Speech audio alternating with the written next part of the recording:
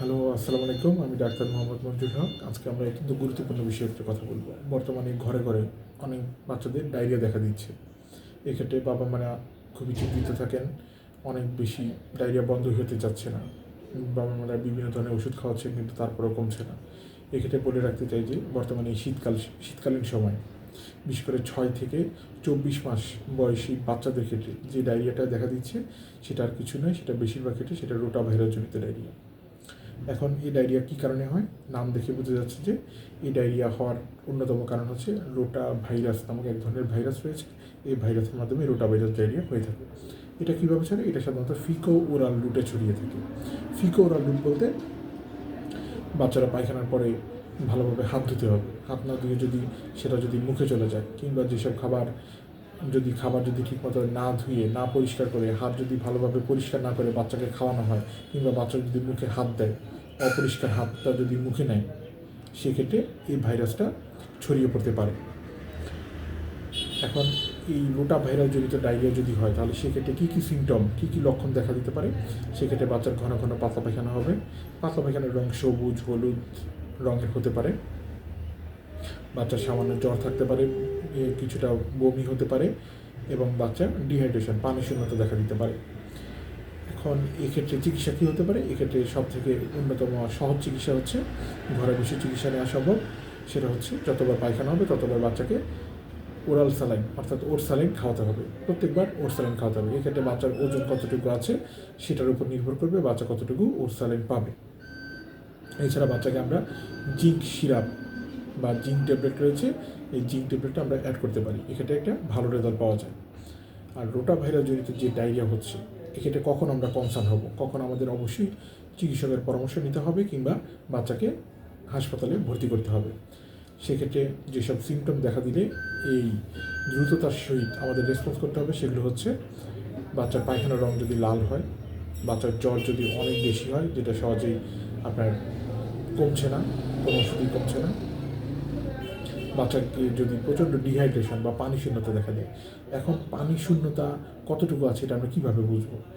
পানি শূন্যতা যখন সিভিয়ার পর্যায়ে, অর্থাৎ খুব বেশি পরিমাণে পানি শূন্যতা, তখন এটা বোঝা সবচেয়ে সহজ উপায় হচ্ছে বাচ্চা একদম নেতিয়ে পড়বে। বাচ্চা কোনো ধরনের প্লেফুল অ্যাক্টিভিটি শো করবে না। বাচ্চা একদম চুপচাপ থাকবে, অসুস্থ থাকবে, কান্নাকাটি করবে, বাচ্চার জিহ্বা শুকিয়ে আসবে। আরেকটা জিনিস করতে পারি, বাচ্চার পেটের যে চামড়া আছে সেই চামড়াটা, এই যে আমি যেভাবে চামড়াটা তুলছি, এভাবে চামড়াটা তুলে চেক করতে হবে। এই চেক করলে আমরা কীভাবে বুঝবো বাচ্চার কতটুকু ডিহাইড্রেশন আছে বা পানি শূন্যতা রয়েছে? এই দেখুন, আমি চামড়া তুলছি, আমার চামড়াটা কিন্তু সহজেই আবার আগের অবস্থানে ফিরে যাচ্ছে।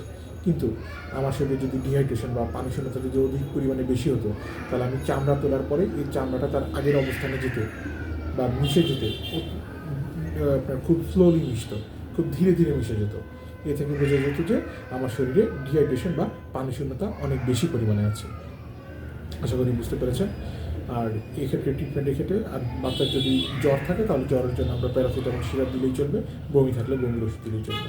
কিন্তু যে সিমটমগুলো বললাম, যখন কিনা হাসপাতাল কিংবা ডাক্তারের পরামর্শ নিতে হবে, তখন অবশ্যই এই সিমটমগুলো দেখা মাত্র আর দেরি করা যাবে না, বাচ্চাকে নিকটস্থ হাসপাতালে নিতে হবে। আর যেসব বাচ্চার বয়স এখন 1 বা 2 মাস, সেসব ক্ষেত্রে আমরা বলতে চাই যে বাচ্চার ক্ষেত্রে আমরা রোটা ভাইরাস নামক এক ধরনের ভ্যাকসিন পাওয়া যায়, যেটা দিলে রোটা ভাইরাস জনিত এই যে ডায়রিয়া হচ্ছে, সেই ডায়রিয়াকে প্রিভেন্ট করা যায়, প্রতিরোধ করা সম্ভব। এক্ষেত্রে 2 ধরনের ভ্যাকসিন রয়েছে, এটি হচ্ছে টাইপ 1 এবং টাইপ 2। টাইপ 1 ভ্যাকসিনের মধ্যে এটা 2টা ডোজ রয়েছে, একটা হচ্ছে বাচ্চার বয়স যখন 2 মাস এবং বাচ্চার বয়স যখন 4 মাস।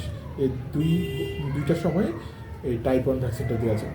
আর টাইপ 2 ভ্যাকসিনের মধ্যে রয়েছে, এটা 3টে ডোজ রয়েছে, একটা হচ্ছে 2 মাস বয়সে, 4 মাস বয়সে এবং 6 মাস বয়সে। এই টাইপ 2 ভ্যাকসিনটা বাচ্চাকে দিলে রোটা ভাইরাস জনিত ডায়রিয়া থেকে অনেকটাই নিরাপদে থাকা সম্ভব।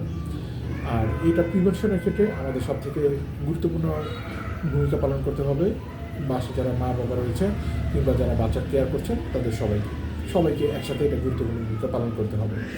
এটার ভূমিকার মধ্যে এটার কারণ থেকে এটা জানা যায় এটা কীভাবে প্রিভেন্ট করা যাবে। আমরা কারণের মধ্যে বলেছি যে এটা ফিকো ওরাল রুটে ছড়াচ্ছে, অর্থাৎ বাচ্চাকে যখন খাওয়ানো হবে তখন অবশ্যই পরিষ্কার ভালোভাবে হ্যান্ড ওয়াশ দিয়ে হাতটা ধুয়ে তারপর বাচ্চার খাওয়াতে হবে। বাচ্চার পায়খানা কিংবা বাচ্চার কাপড় চোপড় পরিষ্কার করার পরে অবশ্যই ভালোভাবে হাত ধুতে হবে। বাসার বাইরে থেকে যখন কিনা বাবা কিংবা মা বাসার বাইরে থেকে ঘরে প্রবেশ করবেন তখন সাথে সাথে বাচ্চাকে কোলে নেওয়া যাবে না। এক্ষেত্রে বাইরের যত জীবাণু আছে সেগুলো বাচ্চার মধ্যে প্রবেশ করার সম্ভাবনা রয়েছে। তাই বাসা থেকে ফিরে অবশ্যই হাত পা ভালোভাবে হ্যান্ড ওয়াশ দিয়ে ধুতে হবে, কিংবা যদি শাওয়ার নেওয়ার প্রয়োজন হয় তাহলে ভালোভাবে শাওয়ার নিয়ে তারপর বাচ্চাকে ধরতে হবে। এছাড়া বাচ্চাকে টাচ করা যাবে না। এই এই নিয়মকানুনগুলো যদি আমরা পরিষ্কার পরিচ্ছন্নতা যদি ভালোভাবে মেনটেন করি তাহলে শিশুকে রোটাভাইরাসজনিত ডায়রিয়া থেকে অনেকটা নিরাপদে রাখা সম্ভব। আশা করি আপনারা সবাই ভালোভাবে বুঝতে পেরেছেন। সবাই ভালো থাকবেন, সুস্থ থাকবেন, শিশুদের যত্ন নেবেন সেই কামনা করে আজকের মতো এখানে বিদায় নিচ্ছি। আসসালামু আলাইকুম।